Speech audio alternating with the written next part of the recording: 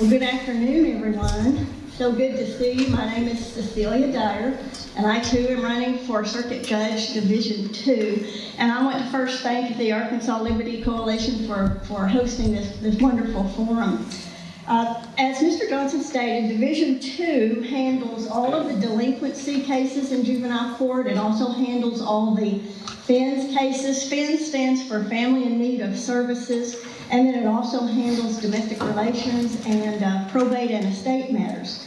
Now, I've been practicing in Garland County for 28 years, and those who hear me speak, I hope the one thing that I can convey and deliver is my passion and my interest in the children and families of Garland County. This is where my heart lies and where my true interest is.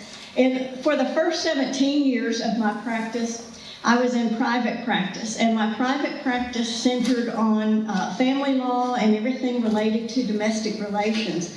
My private practice also handled a great deal of probate and estate work. I did a lot of estate planning and administration of decedents' estates. And then for the past 12 years, I have had the privilege of representing the Arkansas Department of Human Services, handling legal matters pertaining to children who are abused and neglected. And this is called dependency neglect cases, and it falls under juvenile court jurisdiction as well. And my work with the department has kept me current in all areas of domestic relations, because dependency neglect work also touches and concerns all areas of domestic relations. In dependency neglect work, I also deal on a constant basis with parents who are divorcing, parents who are separated. We deal with orders of protection, paternity issues, adoptions, guardianships, and the like. And we deal with interstate jurisdictional issues. So my work in dependency neglect has kept me abreast and working in the area of domestic relations as well. And I'm highly trained in the areas of FINS and delinquency work. You know, DHS is a frequent flyer in FINS, and a lot of times they need representation. So I've spent a lot of time in juvenile court. Now, one thing I want to communicate is that my work in the dependency neglect area will provide needed relief for Judge Williams. Judge Williams is currently hearing all of the dependency neglect cases, but there's occasion when he may not be available for whatever reason. And having a judge who's experienced in that area will provide some relief for him, and then it will also provide options for the judiciary, should the judiciary decide to change any caseload distributions in the future. And I want to just say something really quick, and I'm going to try and talk really fast. But I want to tell you why work in dependency neglect area 2 is related and important to taxpayers.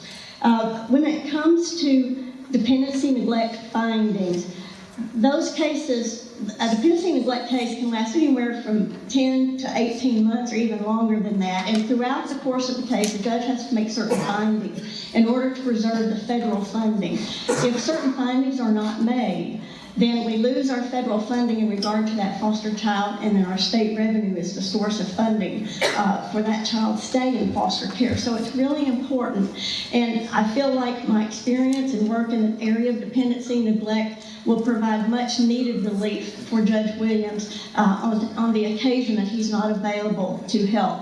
As the DHS attorney, I have had the very best continuing legal education access, especially when it comes to legislative updates. I get each year anywhere from 12 or 13 hours up to 30 hours in continuing legal education. And when I take the bench come January 1 of 2021, I will not need any training in areas of family law and domestic relations, as I've been practicing in that area of the law for many, many years. I want to just tell you really quick, I am a wife of 36 years. I'm a mother of 3 successful adult children. I'm a grandmother to 2 precious little boys. And I'm not going to tell you my age. I will let you guess at that. But I could say something that was said in another whole lot more famous political debate many, many years ago. Ronald Reagan said, "I will not make an age an issue of this campaign. I'm not going to exploit for political purposes my opponent's youth and inexperience." So let me just say, with my age, I bring perspective and experience that my opponents shouldn't even be expected to have. My two opponents are very fine, honorable gentlemen, and they're fine attorneys, but I am a candidate with the right legal experience and the right life experience for this position, and I am asking for your vote on March the 3rd. Thank you.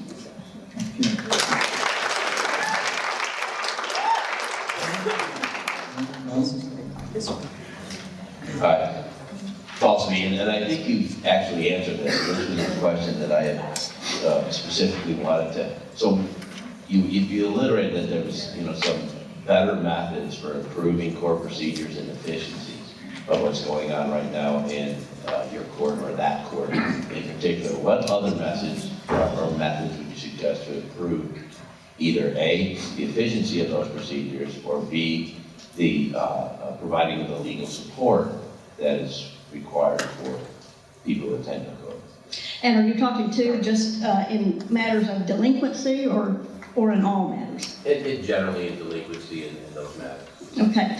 In delinquency, we have so many cases. And my vision, of course, for our delinquency jurisdiction is that Garland will become a model county based on efficiency and effectiveness in getting the cases through and working with the families. I am just a huge proponent of offering specified, I want to use the word tailored services to these children and families. My goal is to put not just the children but the families on the right path to success.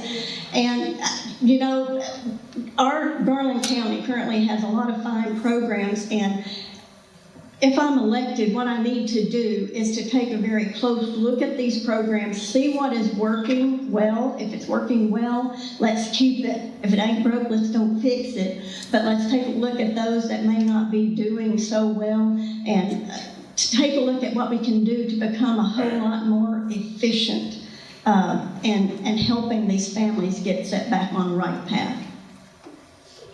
Okay. Good, gentlemen. Cecilia, anything else? I just am asking for your vote on March the 3rd, and ask that you tell all your friends and your family, people you work with, and thank you so much for your interest in this election.